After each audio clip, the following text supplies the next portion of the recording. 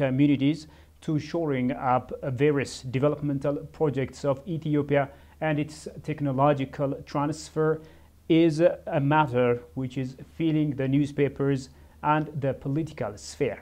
In this regard, I'm going to spend some time with the Ethio-American Dagnachew Teshome to stay with us. Dagnachew, a very warm welcome to our program. Thank you for inviting me. Glad to be here. Let me take you back to the time that you left Ethiopia. What was it like? And also tell us a little bit about yourself. I left my country at the age of 17, fleeing the bullets of the Derg during the Red Terror. In the last 43 years, I've lived in the United States, mainly in California.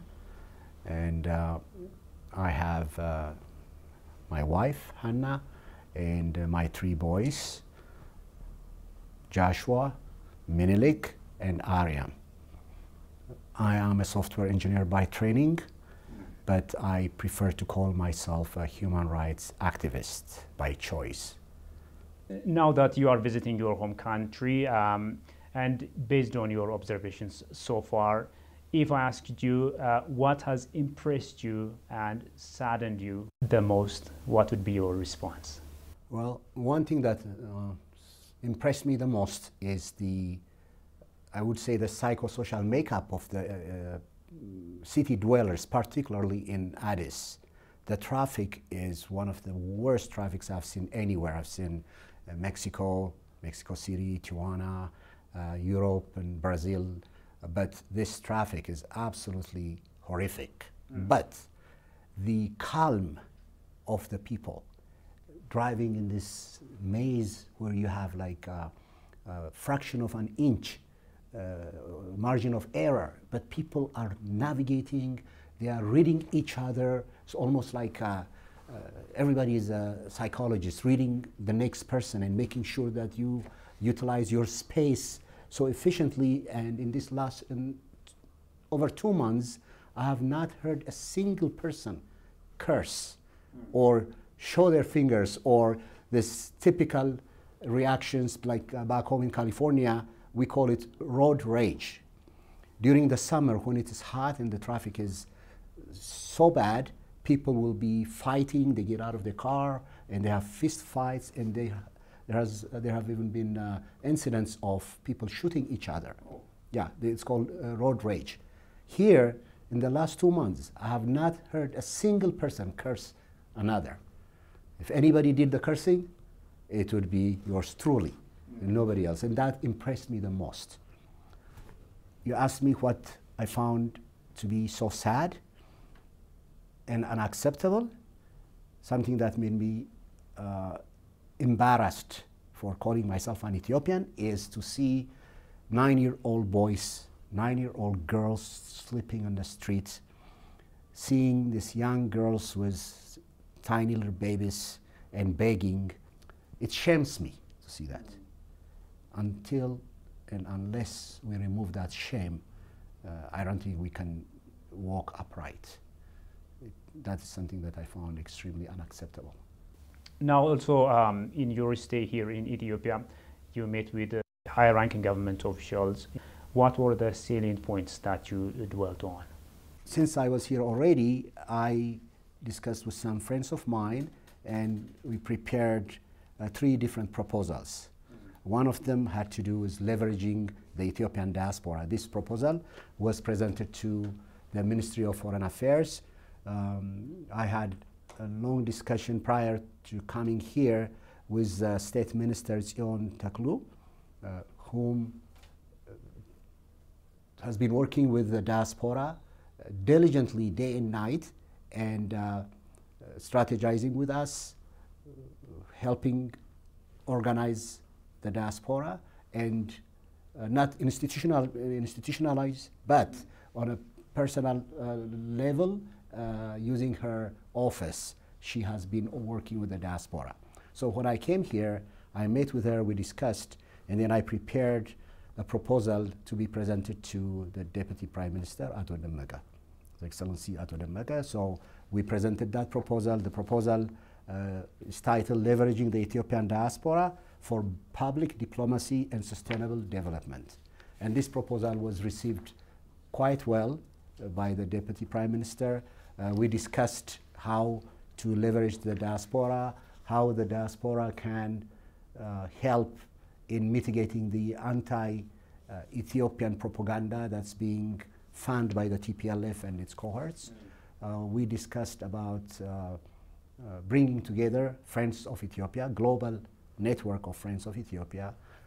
We discussed different initiatives, including how to help the Ethiopian government make the diaspora a part of their public diplomacy effort. The other proposal was helping the government reclaiming embezzled national funds. And that proposal was also presented to the Deputy Prime Minister. And also, about this week, I presented the same proposal to the Attorney General, Dr. Gideon. And so these were some of the initiatives that we introduced. And since then, a lot of campaigns have been launched. The effort to work with the diaspora, organizing the diaspora, and bringing together the different efforts that are scattered efforts and consolidating to make sure that we are strong in our response to the anti-Ethiopian campaign that's being waged by TPLF. In your opinion, what should Prime Minister Abiy Ahmed's government do, especially to encourage Ethiopians to come back home and to expand their presence, especially in investment areas? Well, first I'd like to lay out my understanding of the diaspora. I would divide the diaspora into three parts. First part is the diaspora that will never support the government.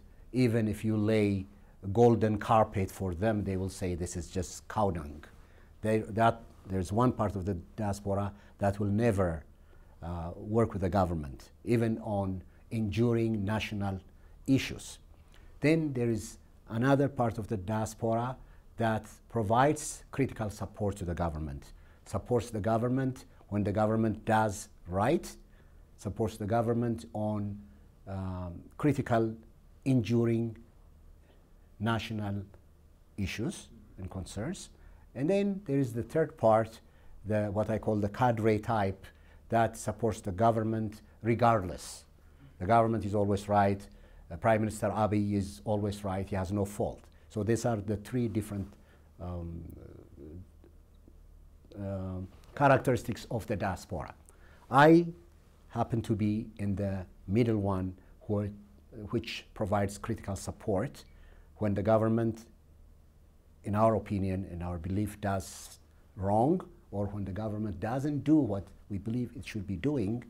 We criticize, we campaign against the policy, but then on enduring national interests such as the GERD, our public diplomacy, maintaining the good image of the Ethiopian people in government, we are with the government. So, having said that,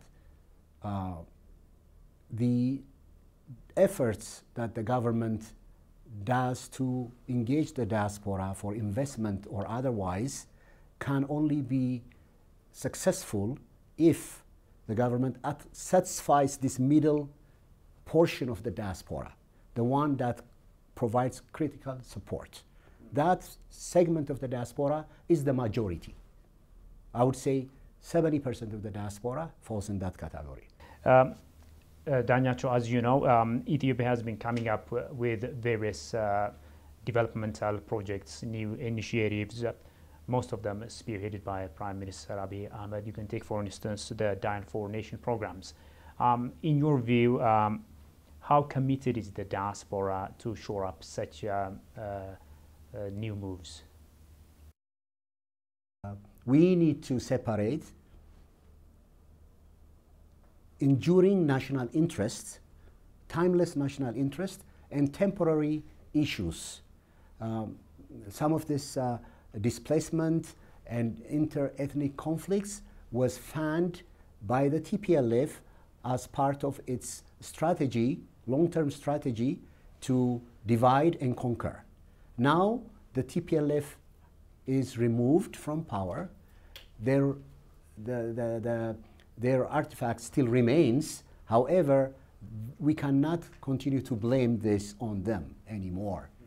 So when people start, the displaced Ethiopians go back to their land of origin, where they were living before displacement, and when relative peace is experienced, then the diaspora will feel that they can participate in these initiatives like the Dying for Nation, Gabat al Hagar, and what have you.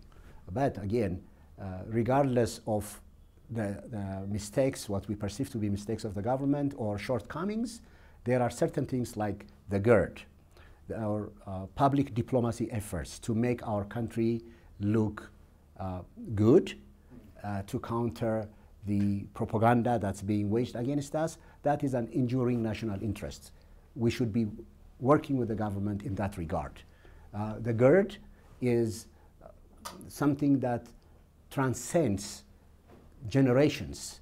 It will solve our problem for the next 200-300 years, hopefully. So we should not withdraw our support because we do not agree the government's move or the government's lack of action in this and that area.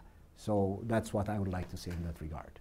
Of course, you touched it previously, but let's talk about it in detail about Grand Ethiopian Renaissance Dam. How do you assess the support from the diaspora to shore up this multi-billion flagship project that Ethiopia is building? I do not believe we've done enough to support. I believe it is because, like I said earlier, the government, the Ethiopian government, has not tapped into the diaspora as a resource. For instance, there is a diaspora agency. The diaspora agency has been in operation for quite some time. It used to, actually it existed even before Prime Minister Addis administration, like in the TPLF days, but we didn't know it. Even now, we don't know that the diaspora agency existed. I had a meeting with the Director General of the diaspora agency, with Salamite, and this is exactly what I told her. Prior to 2018, 90% of us detested the embassy. We didn't want to be around the embassy. We didn't want to have anything to do with the embassy. So the people that the diaspora agency had access to and interacted with were people that we consider to be sellouts. I'm sorry to use that word, but that was our perception. These were people that worked with the TPLF and got advantage from their relationship. So the diaspora agency, and this is my proposal to the director. I told her that it needs to start looking beyond that 10% and approach the other 90%. And in order to do that, they should call a meeting and say, here we are, we're here to listen to your heartbeat and blood pressure of the diaspora. Tell us what we've done right, tell us what we have done wrong. How can we, going forward, link with the diaspora and move forwards? And when we do that, then the GERD would have tremendous support. But at this point, there is nobody, there is no institutionalized initiative to bring the diaspora to bear on the GERD. Right now, it's all, what do you call it, scattered efforts. As an Ethio-American, what's your take on Ethiopia's diplomacy, especially in helping promote the country at the global level? You can take, for instance, the Little Ethiopia. Yeah, well, Little Ethiopia actually happened to be in my own city, in a city in Los Angeles where I lived for the last 43 years or so. It's a great thing by getting Little Ethiopia recognized by the city council and being declared as a Little Ethiopian village. We brought exposure to our culture. People are now aware of Ethiopian food. There are rows and rows of restaurants on both sides of the street, and we have made our cause known cultural-wise and also political-wise. But one thing that I observed then and that I still observe is that in that area that we call Little Ethiopia, not a single Ethiopian owns property. So that pains me.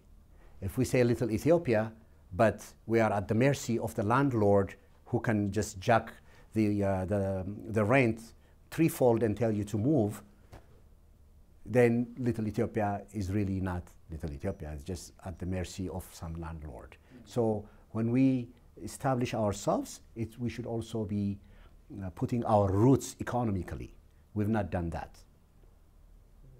I believe that wherever we go, like Washington, D.C., Los Angeles, Atlanta, we need to think in terms of how do we plant our culture, our businesses in a durable way, where it's tied with the economy, not just renting a place and calling the area Little Ethiopia because we know a few Congress people or city council people that we lobby and they help us change the name. This law enforcement operation was successful. In 2 weeks, our National Defense Forces and Liu Hiles and farmers in the Amara region and in Raya and all so forth, they were able to help with the government and dislodge the TPLF. But we have lost the diplomatic war, totally been devastated in that realm.